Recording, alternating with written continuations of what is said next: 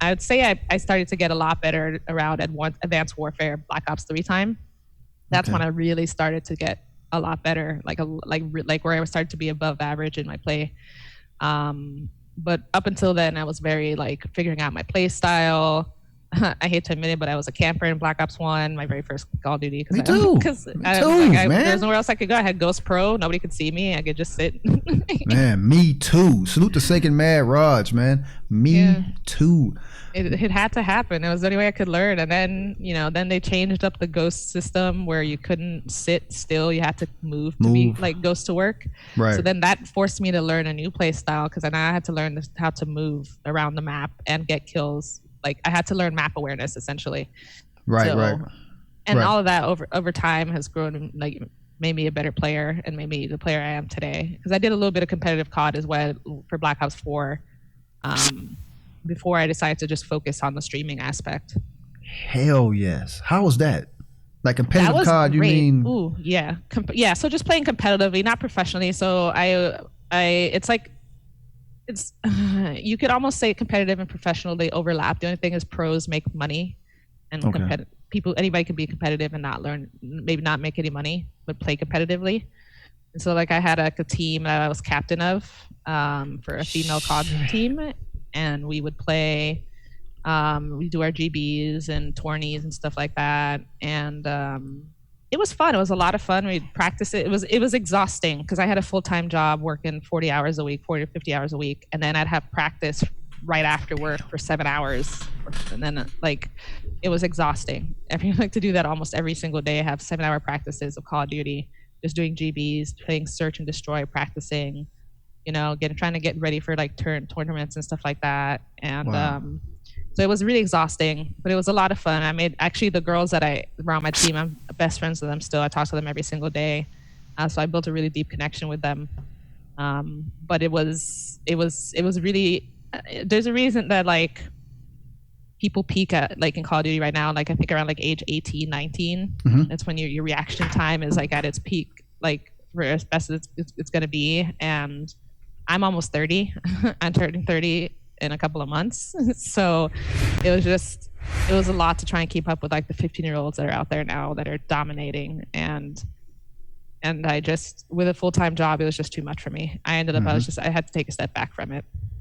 Damn. So you were the team captain of a competitive team, all women, all female team. Yep. We didn't get very far, but we were a team for Black Ops 4. You're a team nonetheless. For the end of World War II, yeah. In the end of World War II, we were playing competitively.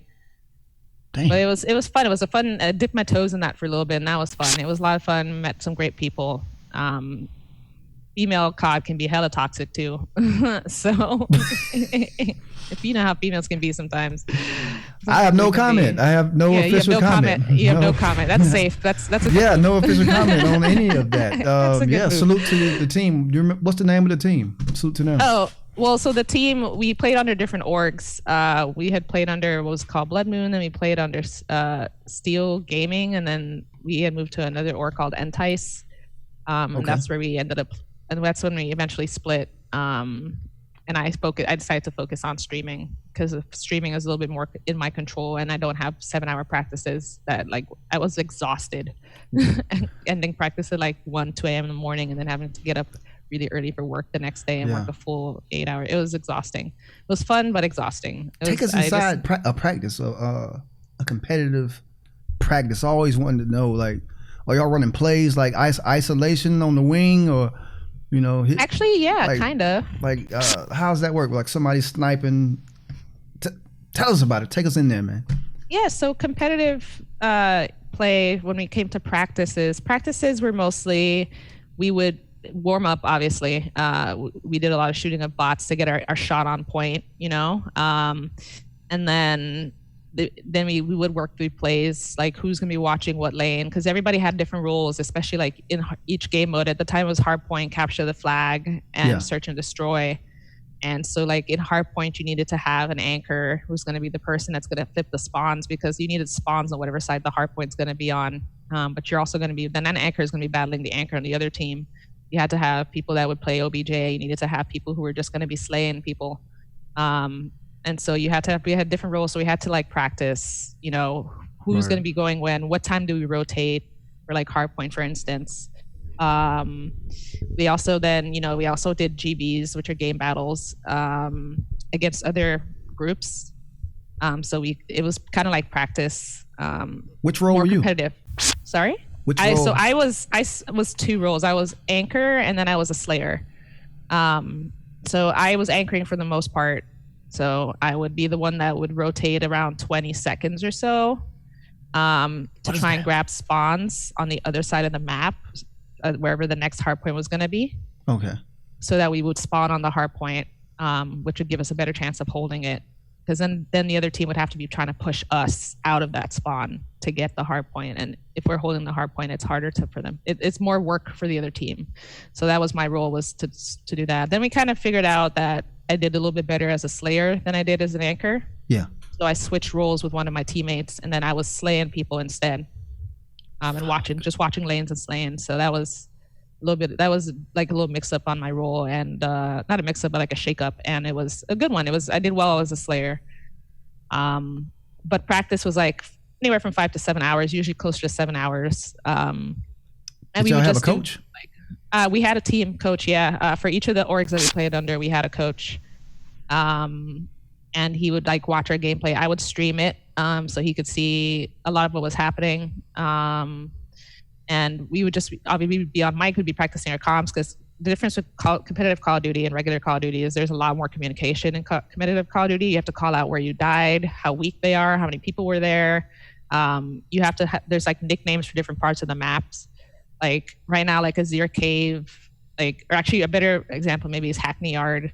You got like, if you know where the flags are, you can call out Alpha, like you died at Alpha flag, or like you died over by Bravo, Charlie, you died over Green building. There's a guy top green. There's a guy top B. There's a guy like Azir Cave. There's a building with a bunch of rugs in it, so everybody just calls it rugs. Be like, there's a guy in rugs. There's two guys rugs. One guy's weak. Damn. Oh, yeah, so you get very competitive. So there's constant talking on the mic the whole time because everybody's calling out the whole time. Yeah. When I went to the FaZe Atlanta this past February, oh, cool. all you heard was like a whole bunch of chatter. You know how they have the main stage, but on the side they have like the, you know, the, I don't even know, they're not the main event folks, but it's guys playing on the side. Yeah, I know what you're talking about. And all you heard was it's almost like a call center. You know how you call Time Warner or something like that, or Spectrum or whatever the fuck. I mean, whatever the hell you're using, Xfinity, and you hear a whole bunch of chatter in the background. It sounded like that. Constantly. That's exactly how it is. And you have to try and decipher different calls that are relevant to you while you are like listening to everybody calling out stuff, because it's just constant talking the whole time. There was a day where I got raided by somebody once on a stream when I was in the middle of a competitive like practice session. We were all like talking real fast, and he was a guy who doesn't play Call of Duty. He plays very niche games, and he came in with like a huge rage of like 100 something plus people, and they had no idea what was happening. And it was one of those situations where I learned like it's not good to raid people that are like playing completely different games than your community is used to. Because he came in like from very niche retro type games to jumping into a competitive Call of Duty lobby. So like 100 people just popped into my stream having no idea why there's people just constantly talking nonstop for the whole time. Yo, how did that go? Was you able to say thank you or pay attention to that actual raid? Or or did he get upset because you were ignoring them or something like that? Oh no. I always, raids for me are always one of my top priorities, is to make sure that I introduce myself to everybody that came in the raid, especially now that they're optional. I thank them for coming because it's optional. And I always introduce myself, thank them, and then I'm like, here, have some fun, welcome. Anybody who chats, if they start chatting, I start chatting with them, getting to know them too, dropping that hype in the channel. When I was doing competitive, like I would tell them like, hey, we're about to start a match. I'm not gonna be able to read chat that much. I'm gonna take peeks when I can, but I'm gonna be like competitive. It's different. It's about to get sweaty. Yeah, now it's about to get really sweaty. But nowadays, because I just stream COD for fun, raids are a lot different. Now it's I get rated, and that's like the focus. Like I just die a bunch of times in Call of Duty because I'm like, oh my god, thank you so much for the raid. I really appreciate it, and I'm just like blown away that another streamer wanted to raid me, and I end up not able at all to play the game. So you're a 1,000% true sweat.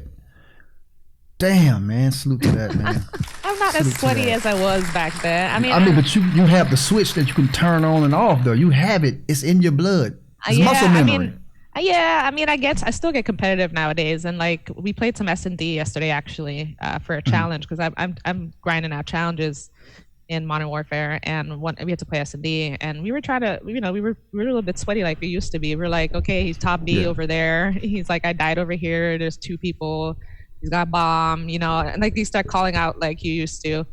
Right. But it's important in some game modes, in some situations. You need it. You know what? I'm gonna tell you the exact moment I knew you were sweat. It was a different gear that you can hit. It was last week. You were just talking. Well, yeah, man, what's up? Yeah, I lost my job. Just streaming, blah, blah, blah. Then all of a sudden, you went on like a 9-piece. I was like, oh shit. And you were just talking. And I've gotten better at that.